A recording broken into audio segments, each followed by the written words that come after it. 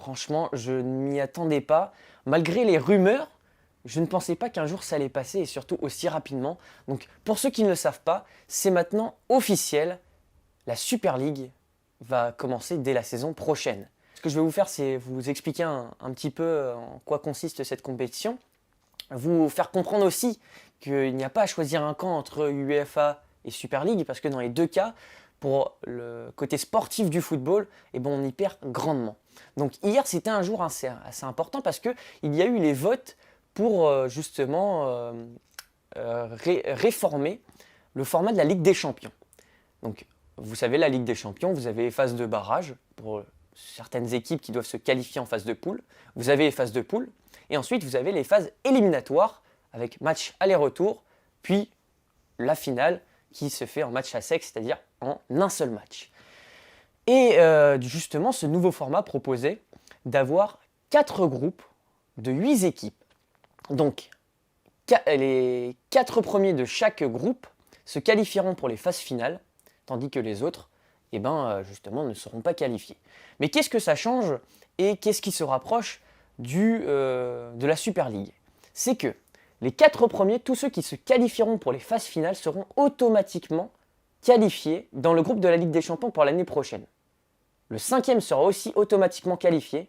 Le 6e et le 7e s'affronteront un peu comme un match de barrage pour se qualifier. Et donc il restera que le dernier qui ne sera pas du tout qualifié. Donc ce que ça pose comme problème, c'est l'effet boule de neige. C'est-à-dire que si vous avez le niveau par exemple du Real de Madrid, du Barça, du PSG, des grands clubs anglais, bah forcément, vous allez au moins vous qualifier pour la saison prochaine. Et donc, ça crée quoi? Ça crée une sorte de ligue fermée. Donc, on aura toujours les mêmes clubs automatiquement qualifiés et donc le championnat perdra énormément d'importance puisque l'importance du championnat, c'est d'avoir le titre, gagner de l'argent, mais aussi surtout de se qualifier en Ligue des Champions. Et donc, si on n'a pas cela, eh ben ça perd toute son importance malheureusement. Du coup, là il faut vraiment se dire que la Super League ne vient pas ramener une nouvelle idée, elle est en train de supplanter justement l'idée de l'UEFA qui normalement devrait arriver en 2024. Donc, où ça pose problème? Pourquoi en fait les deux camps décident de changer le format habituel? C'est que ça apporte moins d'argent. Et du coup, essayer de conserver ces clubs qui sont en difficulté financièrement à cause du Covid, qui doivent se surpasser encore plus pour essayer de se qualifier la saison suivante, ce qu'ils ont décidé de faire, c'est d'assurer une place pour les grands clubs. Et donc, comme vous l'avez compris, on perd le côté sportif. Donc, parce que là, on n'est plus dans le mérite, on essaye de garder les clubs qui font le plus de spectateurs. Parce qu'on en est là.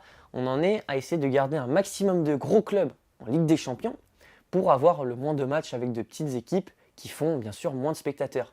Du coup, moins de vues, du coup, moins d'argent. Voilà. Donc, c'est ça qui est problématique. Donc, ce qui s'est passé, c'est que il y a eu une annonce hier. Donc, 12 clubs fondateurs ont créé la Super League. Vous avez la liste. Donc là, c'est les clubs fondateurs et il y a plein d'autres clubs qui se sont rajoutés à cette ligue. Donc ça fait peur parce que on n'est plus maintenant à ces 12 clubs, on est né à beaucoup plus qui commencent à se rajouter. Et si les gros clubs quittent l'UEFA Champions League, forcément l'UEFA Champions League va perdre de son importance. Donc ils auront plus cette position de force qu'ils ont maintenant l'UEFA. Parce que ils peuvent très bien faire des menaces en disant oui, parce qu'il y a eu des menaces bien sûr de leur part, de dire les clubs qui partiront et qui abandonneront l'UEFA pour la Super League, vous serez interdits de championnat, les joueurs seront interdits de toute compétition avec leur sélection. Mais est-ce que vous imaginez un championnat, un championnat anglais sans les gros clubs anglais? Ou le championnat espagnol sans l'Atlético, le Barça ou le Real de Madrid? Non, c'est pas possible, c'est pas possible. Et ce qu'on peut remarquer sur les premières sélections des clubs, c'est qu'on a d'une très grande majorité que des clubs anglais. On a 3 clubs espagnols, 3 clubs italiens, pas de club allemand, malgré que certaines annonces affirmeraient que, donc c'est du conditionnel, que le Bayern aurait rejoint la Super League. Pour l'instant, le PSG est le seul club des demi-finales de Ligue des Champions à ne pas avoir rejoint la Super League pour la simple et unique raison que, comme beaucoup de personnes se sont désengagées de l'association des clubs européens, Nasser El Khelaifi, donc le président du PSG, est devenu le président de cette association. Du coup, lui, il ne va pas s'engager à la Super League avec son club, alors que lui est devenu le président de l'association des clubs européens. Surtout aussi, certains disent que, comme c'est le Qatar qui va accueillir la Coupe du Monde, bah, ils ne vont pas trahir l'UEFA et la FIFA. Donc ça serait un peu se tirer une balle dans les pieds. Donc le PSG est le seul club des demi-finales, donc Manchester City, Chelsea, le Real, vont tous les trois se sont engagés dans la Super League. Et certains disent, ce qui serait vraiment très très dramatique, surtout pour les efforts que le PSG a donnés cette saison, que le PSG gagnerait le championnat de cette année de la Ligue des Champions. Comme ça serait donné, et que les trois autres équipes seraient automatiquement bannies de la Ligue des Champions. Du coup, il ne resterait que le PSG. Et ça serait dramatique. Parce que gagner notre seule Ligue des Champions par une élimination, surtout qu'on a quand même éliminé le Bayern, le Barça, bah ça serait vraiment gâcher tous les efforts fournis par le PSG, vraiment. Et en tant que supporter, franchement, ça me rendrait vraiment triste que ça arrive. Moi, personnellement, je pense que ça n'arrivera pas parce que ce soit le PSG ou même l'UEFA, c'est une perte d'argent et c'est une perte aussi de motivation, de quelque chose. Il y a quand même quelque chose qu'il faudrait éviter. Donc, là maintenant, c'est quand même le moment que je vous explique qu'est-ce que c'est que la Super League. Donc, je vous l'ai dit, 12 clubs donc fondateurs. Donc, il y aura aussi d'autres clubs qui vont s'engager. Donc, normalement, il y aura 20 clubs en tout. 20 clubs 20 clubs disséminés dans 2 poules, d'accord? Donc, 2 poules, chaque poule a 10 équipes. Donc, comment ça va se passer? Donc, vous aurez les 12 clubs qui seront tout le temps présents dans cette compétition. Il y aura normalement 3 autres clubs qui vont s'ajouter à ces 12 clubs. Donc 15 clubs qui seront tout le temps dans la compétition. Et 5 autres clubs qui seront les invités. Donc je ne sais pas comment ça va se passer. Je crois que ça sera peut-être les qualifications dans les championnats normalement. Parce que ce qu'espèrent les créateurs de la Super League, c'est que les clubs soient toujours, dans le meilleur des cas, dans leur championnat. Donc qu'il n'y ait pas de bannissement dans les ligues nationales. Donc il y aurait donc 2 poules et les 4 premiers de ces 2 poules s'affronteraient du coup dans les phases à élimination directe.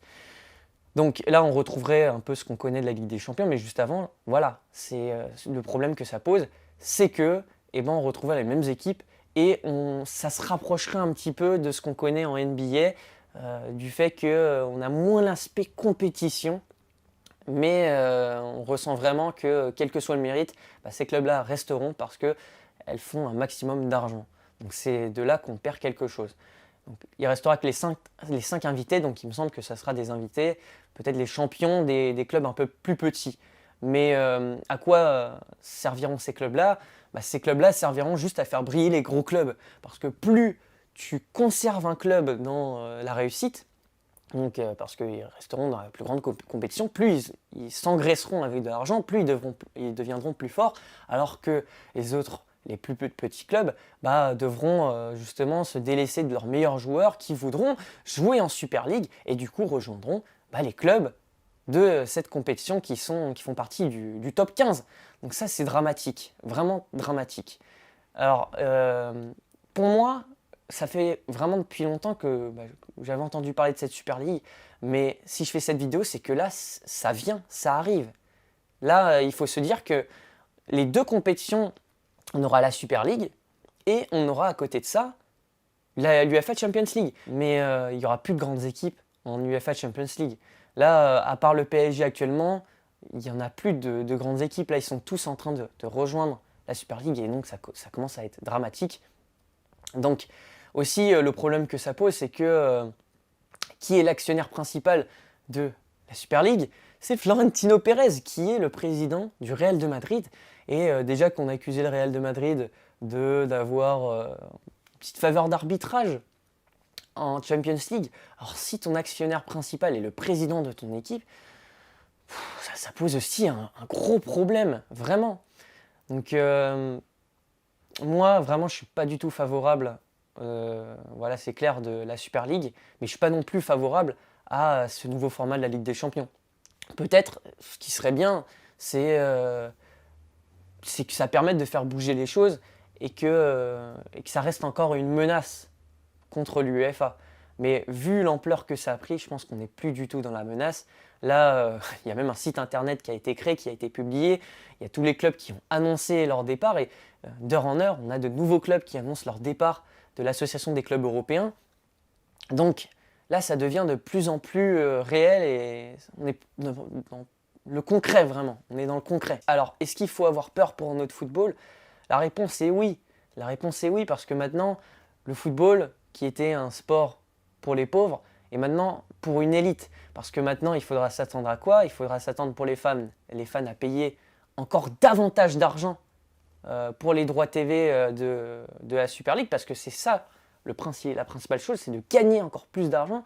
Du coup, nous, on devra dépenser, j'imagine, encore plus d'argent pour voir les matchs de la Super League. Et puis surtout, ce que ça va changer, c'est que quand on verra à peu près chaque semaine des gros matchs, et ben forcément la hype elle va diminuer, parce que si tu vois très régulièrement un PSG Bayern, PSG Manchester City, un PSG Real de Madrid, ça aura forcément moins d'importance que d'attendre le mois d'avril, le mois de mai pour voir ces gros matchs. Donc personnellement, je trouve que même sur ça, c'est pas bon. C'est pas bon, ça enlèverait beaucoup trop de hype. Vraiment, je sais pas pourquoi. Enfin, je sais pourquoi ils font ça, mais je suis vraiment très déçu par ce choix-là. Le foot, vraiment, que ça soit au niveau des choix au niveau de la Coupe du Monde au Qatar, pour la Super League, là ça part, c'est du grand n'importe quoi. J'espère vraiment que ça va être une idée qui va être abandonnée, mais ça me semble difficile à croire. Déjà, comme je vous ai dit, l'UEFA a menacé les clubs, donc interdiction d'être dans leur championnat national, interdiction aux joueurs de jouer pour leur équipe nationale, et si même elle venait à vouloir rétrograder leur choix, et l'UEFA leur imposerait, la FIFA et l'UEFA leur imposeraient de redescendre en Division 5. Donc quel club va accepter de se rétrograder s'il faut redescendre en Division 5? Donc c'est vraiment très compliqué. Par contre, je crois que la FIFA est encore ouverte à discuter. Donc à voir. Donc aussi quelque chose que j'ai oublié de mentionner, c'est que à cause du Covid, ça a justement accéléré les choses, puisque les clubs perdent beaucoup d'argent.